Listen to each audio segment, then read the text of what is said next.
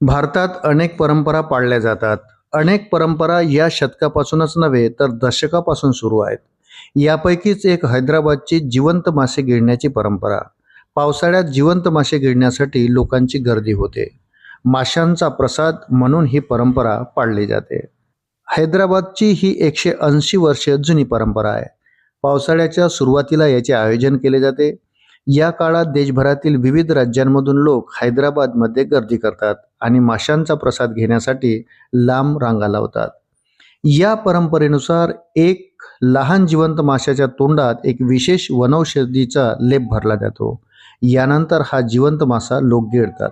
दमा आणि श्वसनाच्या इतर समस्यांनी त्रस्त असलेल्या लोकांना तो गिळायला दिला जातो. हा वनौषधीचा फॉर्म्युला पिढ्यानपिढ्या चालत आलेला आहे. त्याचे सेवन केल्याने श्वसनाच्या आजारापासून आराम मिळू शकतो असा दावा ही परंपरा जपणारे कुटुंब करत आहे. दम्याच्या त्रासापासून आराम मिळाल्याचा दावा माशाचा प्रसाद सेवन करणारे करतात. अनेक जण आपले वैयक्तिक अनुभव सांगतात की उपचारानंतर त्यांना बरे वाटते. याच विश्वासामुळे दरवर्षी लाखो लोक या कार्यक्रमाला उपस्थित राहतात. अनेक कुटुंबे पिढ्यानपिढ्या ही परंपरा जपत आहे. वैद्यकीय तज्ज्ञांचे मत वेगळे आहे. डॉक्टरांच्या मते माशांचा प्रसाद दम्यावर उपचार करू शकतो हे सिद्ध करण्यासाठी कोणताही ठोस वैज्ञानिक पुरावा नाही. तज्ज्ञांच्या मते दमा हा एक गुंतागुंतीचा आजार असून त्यावर शास्त्रीय दृष्ट्या सिद्ध झालेल्या औषधांनी आणि उपचारानेच उपचार केला पाहिजे. कोणताही पर्यायी उपाय करून पाहण्यापूर्वी रुग्णांनी वैद्यकीय सल्ला घ्यावा असं त्यांचं म्हणणं आहे. माशांचा प्रसाद हा कार्यक्रम दरवर्षी वादाचा विषय ठरतो.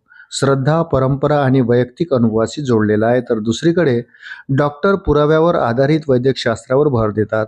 यामुळे हा प्रसंग केवळ आरोग्याचा मुद्दा न राहता श्रद्धा आणि विज्ञान यांच्यातील वादाचा विषय आहे. डिजिटल युगातही माशांच्या प्रसादाची लोकप्रियता किंचितही कमी झालेली नाही. या विधीचे व्हिडिओ आणि फोटो दरवर्षी सोशल मीडियावर व्हायरल होतात. जिवंत माशामुळे दम्यापासून आराम मिळतो हा दावा हा प्रसाद घेणारे करतात. ही परंपरा सतत चर्चेचा विषय असते. अनेक वाद झाले तरी हैदराबादच्या फिश प्रसादम कार्यक्रमाला होणारी गर्दी काही कमी होत नाही. उलट ही गर्दी सातत्याने वाढत राहते. अशाच नवनवीन अपडेटसाठी व्हिडिओला लाईक आणि चॅनलला सबस्क्राईब जरूर करा. धन्यवाद.